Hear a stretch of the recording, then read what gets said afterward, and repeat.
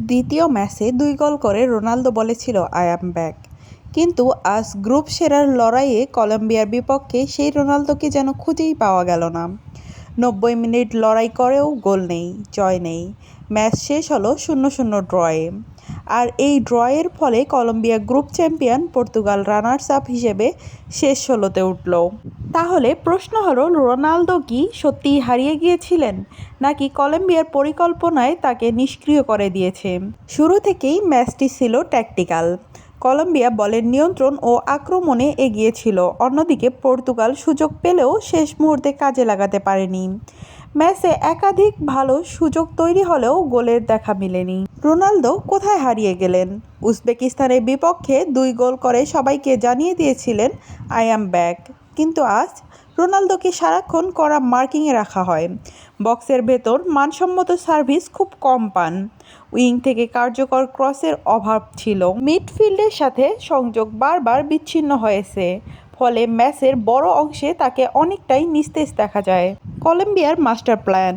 Colombia জানতো রোনালদোকে থামাতে পারলেই পর্তুগালের আক্রমণের ধার অনেকটাই কমে যাবে।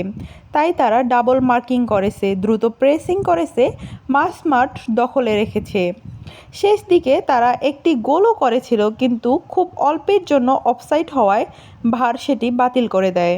পর্তুগালের সমস্যা কোথায়? আজকের ম্যাচে শুধু রোনালদোকে দোষ দিলে ভুল হবে। পর্তুগালের আক্রমণে ছিল না যথেষ্ট গতি, শেষে পাস ছিল ভুল, আর ফিনিশিংও ছিল যেন যথেষ্ট হতাশাজনক। এই কারণে তারা গ্রুপের শীর্ষস্থান হারায়। সামনে কি অপেক্ষা করছে? পর্তুগাল গ্রুপ রানার্স আপ হওয়ায় সামনে এখন আরও কঠিন নকআউট পথ। রোনালদো যদি সত্যিই আই অ্যাম ব্যাক কথার প্রমাণ দিতে চান, তাহলে সেটি দেখানোর সবচেয়ে বড় মঞ্চ হবে নকআউট পর্ব। আজকের ম্যাচে রোনালদো গোল করতে পারেনি, কিন্তু ইতিহাস বলছে সমালোচনার পরেই তিনি বহুবার দুর্দান্ত প্রত্যাবর্তন করেছেন। এখন প্রশ্ন একটাই, নকআউটে কি আবার জ্বলে উঠবেন ক্রিস্টিয়ানো রোনালদো, নাকি আজকের ম্যাচেই পর্তুগালের বড় দুর্বলতাকে সামনে এনে দিল? কমেন্টে জানান আজ রোনালদোর খারাপ পারফরমেন্সের জন্য আপনি কাকে বেশি দায়ী করেন, রোনালদো নাকি পুরো পর্তুগাল দলকে?